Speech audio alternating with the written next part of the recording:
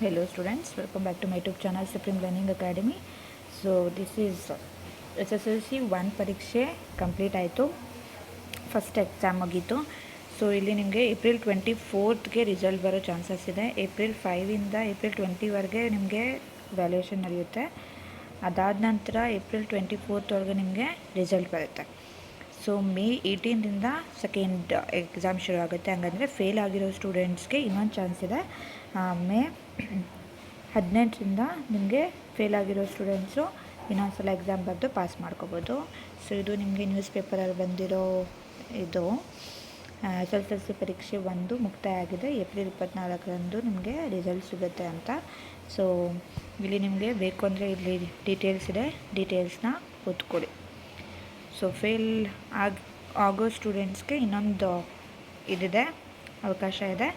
So ಅವರು May 18th ಇಂದ ಇನ್ನೊಂದು ಎಕ್ಸಾಮ್ ಟೈಮ್ ಟೇಬಲ್ ರಿಲೀಸ್ ಆಗುತ್ತೆ.